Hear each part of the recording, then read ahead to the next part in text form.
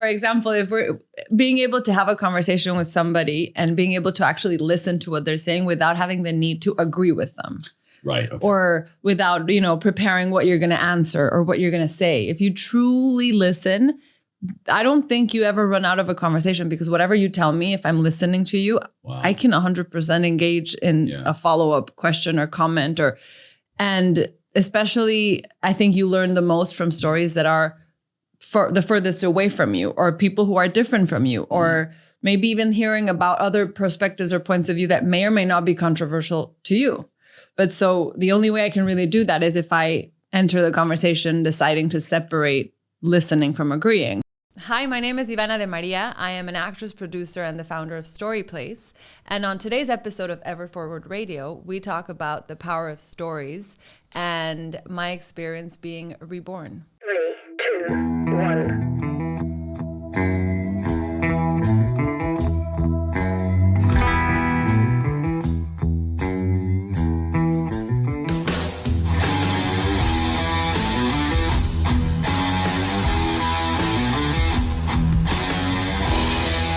We were here to talk about stories. Stories. And I was just kind of sharing with you my very long-winded story of my obsession with X-Men and Wolverine. But you know what? That's what I think a lot of us are after. We're after these interesting points, these interests of other people and how they contribute to their life and what makes them them and how other people can relate to them. And what's more natural and organic than our life story, right? I agree. Yeah, I mean, and I'm a big believer in, you learn about other people's stories and then you really learn about life through other people's experiences. And so once you realize that, like, how can you not become addicted to just hearing everyone's story and trying to see how you can learn from every single person around you? How do you learn from every person around you? By listening. I think listening is very underrated, and it's a very difficult thing to do. And a lot of people hear like, yeah, I hear you. But it's like, yeah, but are you actually listening? And then take it one step further and separate listening from agreeing. And then you enter a world of empathy. And so that's sort of my thing. And even with Storyplace, I'm always talking about empathy. And how do you define empathy? I define it by separating listening from agreeing. And then once you learn how to do that, the world is, limitless. What do you mean by opportunities. That? Listening and agreeing. Is it like what I'm doing here now? I'm kind of like nodding my head.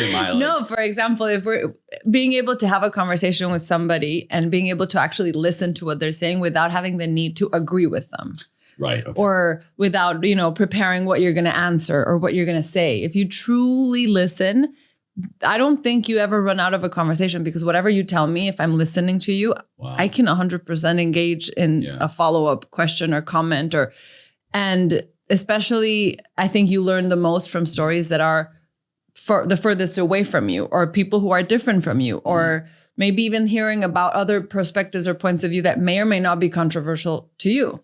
But so the only way I can really do that is if I enter the conversation deciding to separate listening from agreeing. So I can talk to somebody who has completely different points of view about something and just listen and appreciate their story as it is and respect the fact that it's their story, and not have to be in this constant battle that I personally feel we're living in more than ever now, of everyone wanting everyone to be a sheep.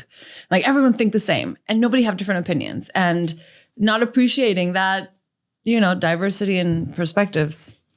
Have you always been this way, or how did you when did you develop the skill set of listening versus agreeing?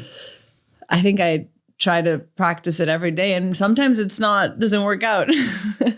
True. For sure. Especially in your personal life, right? Easier said than done. But I think growing up, I was I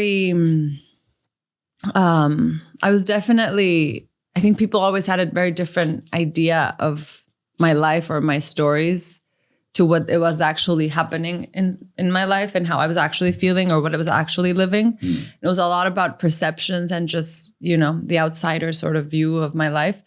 And I, like, the more I thought about it, I mean, once I created Storyplace and I really thought about the why, like I can think of a million whys of why I created Storyplace from, I think people should be able to express themselves and social media shouldn't be damaging for mental health and a lot of things. But at a subconscious level, I think I created Storyplace because I had this desperate need of being able to like really express myself and tell my stories without being judged, without being attacked about it, without. Came from a need of your own, like what you were looking yes. for, yearning for. Yeah, I was looking for a space where people, where I could just be me and express myself and not be afraid of my own stories and also not fall a victim to your own stories. And yeah, and it's funny because when I describe what the Storyplace community is like, which is, empathy driven, people don't judge, people don't hate. You can just be yourself. You can express yourself really. That's honestly what I try to accomplish in my own mind every day, with the community that lives inside of my mind of a million different voices. What you're trying to teach is also what you're trying to learn. Always. Yeah. Give us the backstory on this. You've got such an interesting kind of life story, and I would love to hear what led you to creating such a unique platform and helping other people bring their stories together. So it started off, with me wanting to act. Really, that's how it started. I grew up in Mexico City, but then I sort of moved all over. When I was 15, I went to boarding school in Switzerland, and then I went to college in Boston. And then once I left home, like it was just realizing that I was such a little tiny part of the world, and my opinions and my ideas and my perspectives were one of a lot of different ones that existed in the world. And so I was always very curious about people and about people's minds and, what's happening inside that person.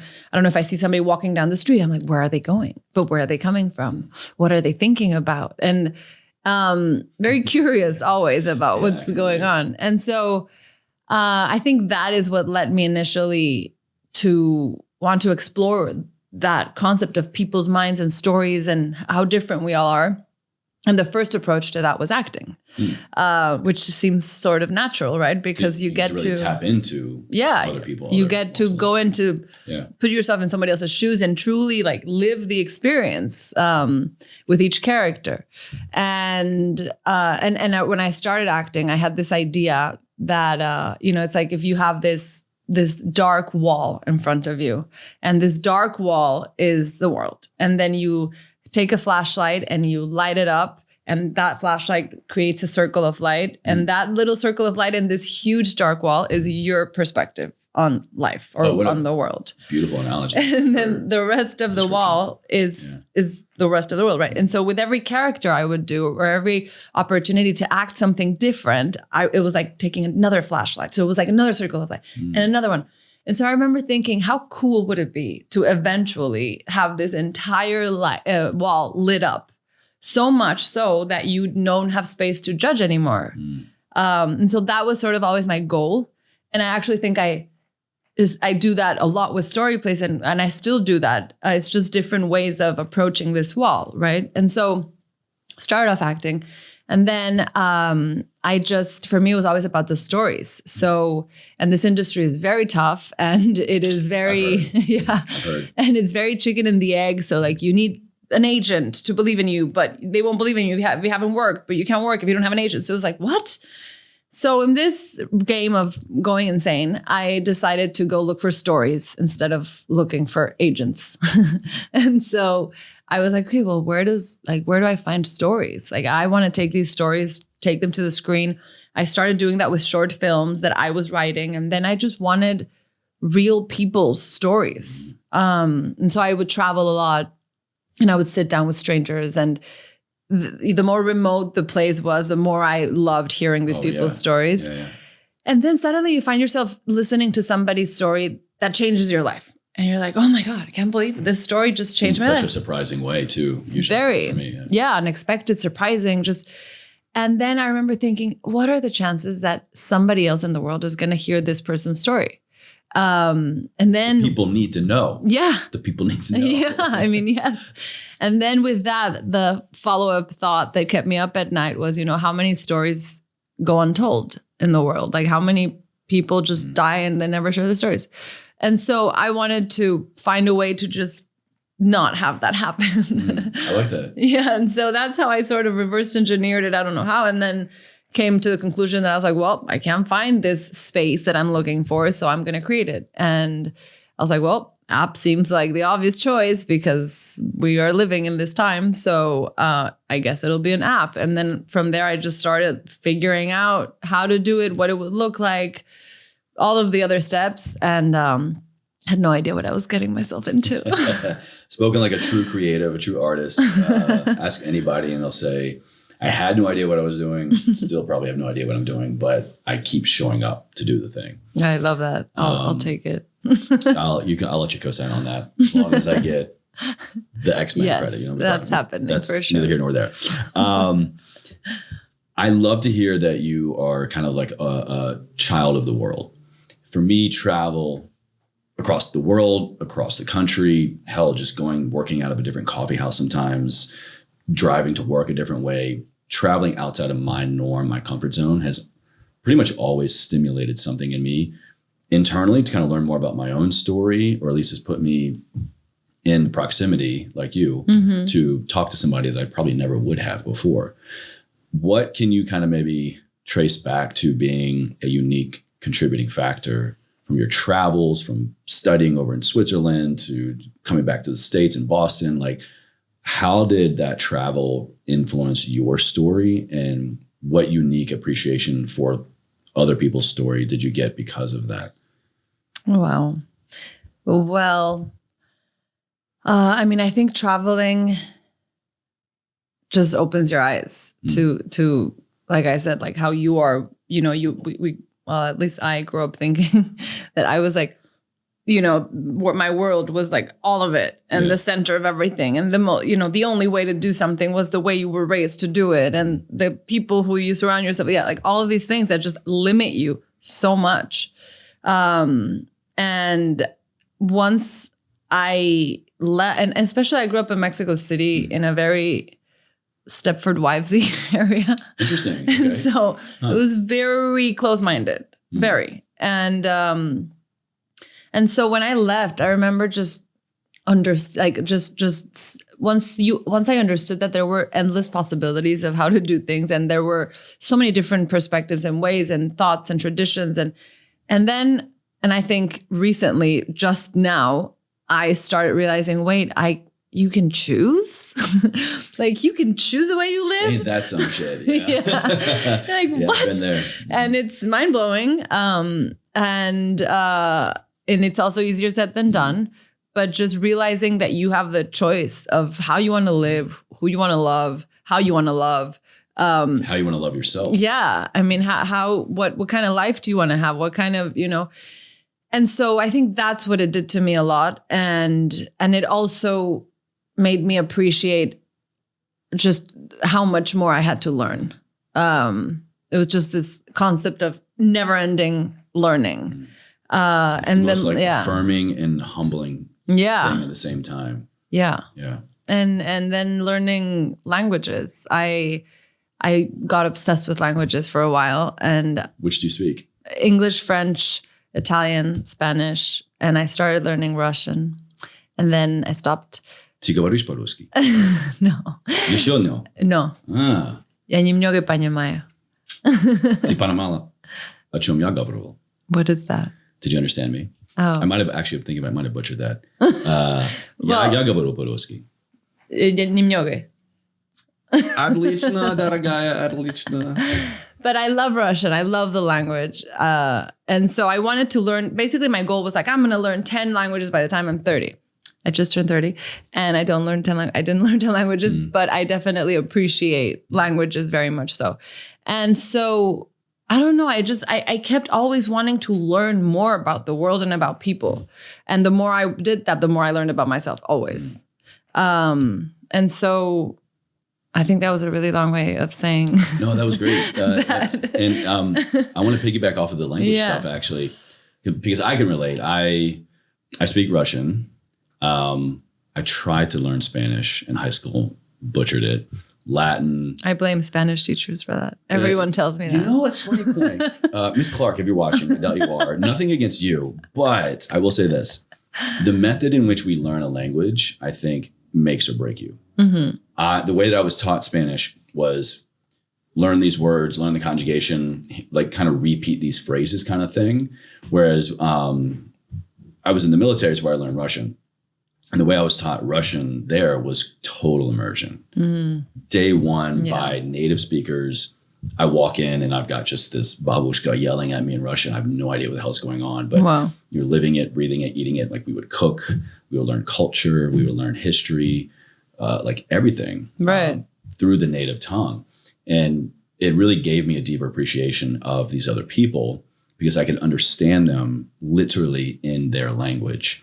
And it took away from me a lot of the bias, a lot of the initial perspective that I would have or assumptions, because quite literally a lot of things don't translate in their story. Yeah. So once I could understand in their own tongue and written word, like, like I get you now. What unique aspect of storytelling did you get from learning people's stories through their own language? Well, for starters, the fact that people, I mean, everyone expresses themselves better and more like they're not worried about what the word is or how do you say it, or there's the heart, like there's just a passion and a heart to it, where once you're able to sit with someone and just talk to them, you know, in their language, it changes everything. And also it creates this connection. You know, for example, if I'm anywhere in the world and I see somebody who speaks Spanish, the immediate hug, like immediate hug. And so, you know, and I agree. I think the best way to learn a language is to learn how to live in that language more than just, you know, a few words and here and there. And which is, I mean, or, you know, or fall in love with somebody who speaks that language only. There you go. That worked for me a couple times. Oh, yeah? No Russians? No great Russian romance? That's why I didn't learn Russian. All right, any Ruski guys out there? Exactly. Throw our girls a lifeline here. Where do you think you would advise somebody now to, they want to like take pause, take awareness, and become just steeped more deeply in this concept of storytelling, first by story understanding? Like, how would you advise them to, I want to listen, I want to hear, I want to comprehend, I want to just like be fully present. Maybe it's my own story, my spouse, my partner, somebody else. Like, do you have a process? Yeah, I think that, you know, when I built Storyplace, I really was targeting people those people that were like, oh, I don't have stories. I don't have stories to tell. And I'm not a writer. And no. Like those were the people where I was special. I haven't done anything. Those were the people where I was like, I need your stories. Like, come on. And I learned a lot about how to help them and how to get them comfortable in their stories, because we all have stories. We're all made up of 1,000,001 stories. Every day, every second is a story.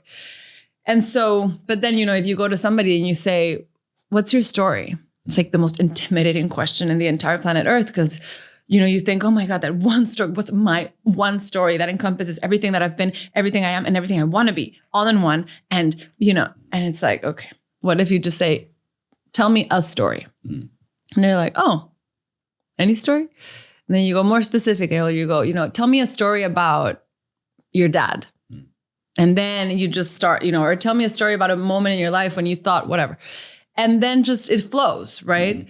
And so I think that one of the most powerful things we can do as human beings, whatever it is you do in your life, whatever profession you have, it doesn't even matter. It is really, as human beings, is to connect with your stories, to be connected to your stories for you, first and foremost. And then, of course, like, how do you connect to your own stories? Well, sometimes it helps to just listen to other people's stories. And then that reminds you. You can relate to and that reminds you that you have stories. Like, you know, you hear someone's story and you're like, oh, yeah, you know, that's funny. That happened to me because, and then you start just connecting to your own stories. Writing, for example, even if you're not a writer, especially if you're not a writer, I think that just writing whatever is in your mind. Brain dump. Yeah. Just get it out. Get it out. Yeah. And then you'll surprise yourself a lot with, one, how cathartic and therapeutic it is. And two, because you really start connecting to your stories. It's like we have all these stories that make up our lives. And once you really like take the time to reflect on them, and then you connect to them and you start connecting and you're like, oh yeah. And that's really what therapy is anyway. But, you know, I mean, and then once you connect to them, you learn how to not become a victim to your stories. You know, like, oh, I'm like this because when I was little, blah, blah, blah. No, because I came from this. So then this is my reality. It's like, no, once you actually own your stories and you're able to then choose how that story translates into today in your life. And you don't become a victim of them, which I think happens a lot of times. We limit ourselves, you know, and I think we tell ourselves stories in order to justify the life we live as well. And I see that I mean, I see that even with me all the time where, you know, I'll look back and I'm like, how did I put myself in that situation? And then I'll think about, okay, well, what stories was I telling myself in order to justify being there, or to justify being with this person, or to justify making this decision? And then once you really get to the core of the stories you were telling yourself, you're like, okay, well, what if I tell myself a different story? Well, then that no longer serves me, right? A friend of mine was just telling me about this habits. Like we were talking about how to implement habits, healthy habits into your life. Love it. And, very on brand for the show here. Yeah. And he was talking about how he read this book. I don't know what book it was, but he was saying that, you know, it starts with what story are you telling yourself about you? If you say, and he was telling me, you know, he was saying, I'm an athlete.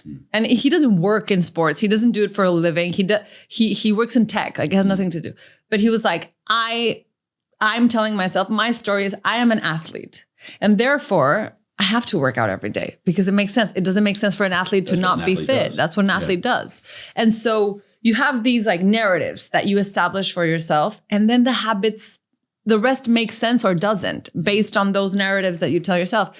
If I say I'm a super anxious person, well then what am I doing to these narratives, these stories that I'm telling myself?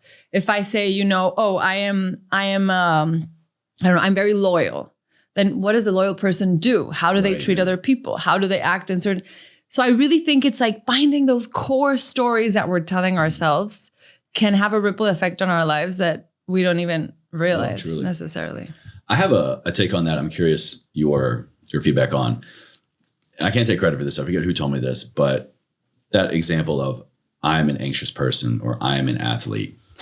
If we can hear ourselves say that and then separate I am this versus I am me and I have these things. I have these qualities. I am Chase and I have athletic tendencies. I have anxious tendencies. I have whatever.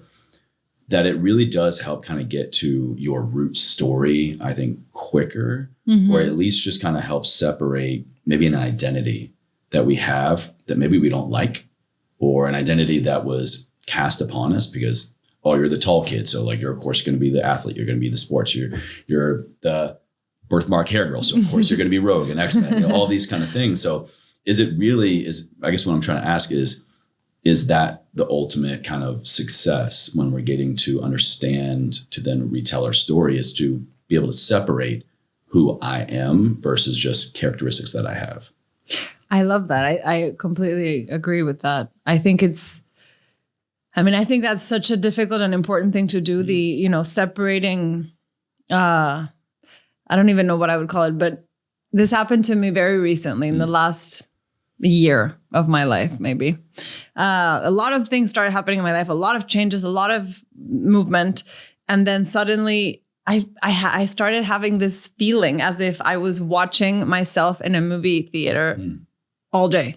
So like as if I was sitting, this is very random. I don't know how this is going to, like I've never actually talked about this, but. This is what I love. This is what I love about storytelling. It's like I'm sitting in the movie theater all day long, watching my life on a screen and watching me live like on a screen. But so there's this weird separation where I feel like I'm a spectator of my life, all the time now. But there was like a very clear moment when this happened in my life. And what that allowed was that, one, like even when there were tough moments happening, I was like, oh my God, like so excited. I was like, what's she gonna do? Like, how is she, like, it was thrilling. You're and like dissociated. Yeah, but in a healthy way, in my consciousness and what was happening in my life way, which was very surreal and still is. But it's really helped me have perspective on things and not fall into tragedy or drama, or it's like, and also appreciate me as like the protagonist of the story I'm watching. It's super trippy what I'm saying, but it really, it's something that I feel, I don't know what it is, but I want to believe that is the separation of the self and like the consciousness and, but it definitely has helped me a lot in having perspective and not fall into these definitions that we think, identities that we think define us. Like a lot of people define themselves through relationship, for example. It's like, I am this person's wife. I am this person's husband. But it's like, no, you're you're you. Yeah. And then these are things in your life and these are, yeah. I can totally relate to that. And for about the past like 2 years now, well, a year and a half, I'm 36. I turned 35 a year and a half ago. And it wasn't up until that moment where I realized that I have not been myself. I've been living my life as this version of myself that other people, and it's weird to even say this because like it sounds negative, but I didn't perceive it as negative, but it was a big realization that, I haven't been living my life as who I really am. Growing up in a very sheltered Southern Baptist religious home in a very small town, I went to a small private Christian school. Then I was in the military for many years. So it's like growing up until quite literally I was 24, I was only filling the role of other people. And then after that, I went to school. So I was student and I was going through all these transitional periods of my life. And it wasn't until 35 to where I realized this. I was like, damn, who am I? Do I align with these other versions of me that other people tell me I am? And so it was very informative because to kind of take inventory like you of kind of like looking at my life on the screen of, okay, they think I'm this person. They think I'm that person. I really kind of align with this. I don't really align with that. So it was like I was able to take inventory of who I was and the stories that I would tell myself about that version, but then just compile them all into my own version now. Why did you suddenly? Psychedelics, straight up. But, Same. Yeah, I had profound experiences with MDMA first and then psilocybin. Personally, that's what happened with me. And then, but it was a great catalyst because then I also it got me back. I started going back to therapy. I hadn't journaled in years. I began to journal. It got me reconnected to myself to really unravel who I was or who I thought that I was. And then just connect to other people in a really profound way as well. 100%. That's amazing. Plant medicine, psychedelics. Yeah. I love to hear that because the same exact thing happened to me. And I went through ketamine-assisted psychotherapy as well for a few sessions. Would you be comfortable talking about? Yeah, for sure. Like yeah. It changed my life completely. I mean, in the past, I don't know, the past year, I guess, I feel like I woke up from a 29-year nap. Yes. Yeah. Because I want to say I found myself again. No, I actually think I found myself for the first time. And it was wild. And it was very wild to understand that. And like you said, it's not I wasted my life for 29 years. No, not at all. And I think it led up to that. And I also think that, you get to a point where you're ready for that as well. This couldn't have happened before. But I definitely feel like I woke up for the first time in my life and I was like, what? What am I? I met myself and it's been a whole journey. And it started with psychotherapy with mushrooms and with MDMA. And it was everything. It really, it was wild. I mean, I think also I had been on a journey of like 3-4 years of trying to find spirituality, whatever that meant. I grew up in an environment where religion was more social than it was spiritual. Gotcha. It was much more like, oh yeah, like, you know, you do your whatever, first communion because you may throw a huge party and invite friends. And like, I never really understood anything more than that from religion. And more than that, I even got like a little bit mad at religion because I was like, I didn't love it. I didn't like the idea of a church. I didn't like the idea of a priest, none of it. And I grew up Catholic, and then everyone in my family sort of went on different directions of religion. So I was like, okay.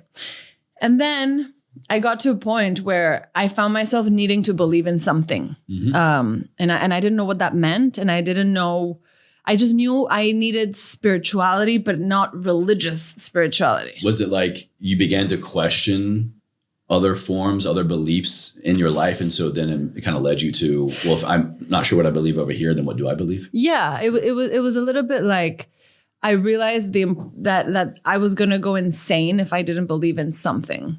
Wow. Because there were like, I'm somebody who needs to understand things. I grew up like very pragmatic and like, I love to learn. And if there's something I don't know about, I'll want to read about it. And so I found myself growing up and, you know, lifing, and suddenly there's things that just don't have explanations like that. And there's things that you just need to have faith and you need to believe in, and things that you can't explain with your 5 senses.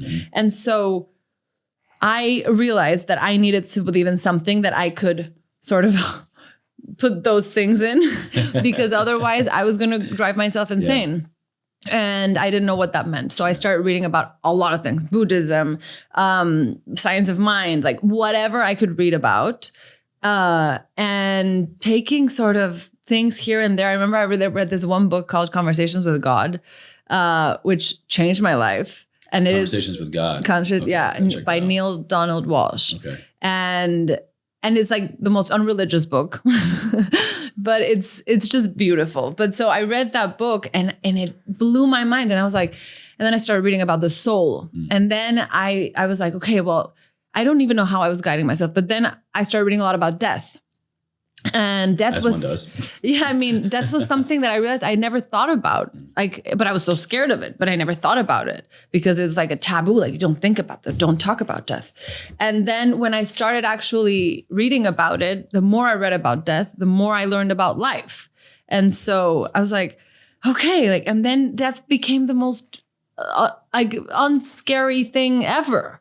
And then I don't know, like this sort of led to me starting to read about psychedelics and about people's experiences and about the brain and about, I mean, just all of it. And I think you psychedelics your are consciousness. And so now I'm sure you wanted to learn how does one expand more your consciousness? Yeah. I mean, because I had all this information and I was like, okay, like how do I do this, you know?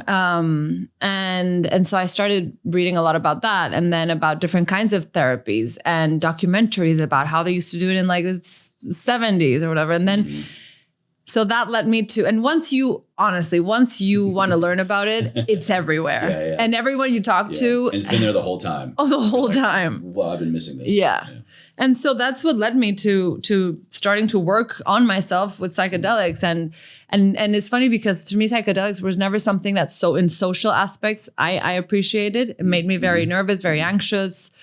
But it was just a whole different experience in a therapy setting and responsibly and in the ways that I personally think they were meant to be. Yeah, very sacred experiences. Yeah, especially plant medicine, for example, because if you really learn about and respect the origins of it and the tradition and the ceremonial and sacredness of these plants, oh my God, I mean, they have so much to offer. Ayahuasca also changed my life. I haven't gone there yet. It's a beautiful thing in the right setting, in the respectful. You need to really, I think, you need to be very respectful to its origins, to the traditions, to the ceremonies. And as long as you really maintain that, I think there's so much to offer when you're ready. Not everyone is ready, and it's fine. But yeah. Thank you for sharing. Yeah, for sure. I love it.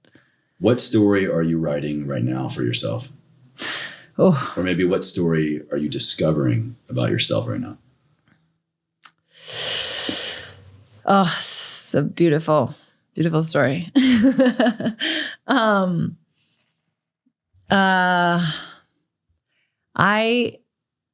Like I said, I feel like I was just born.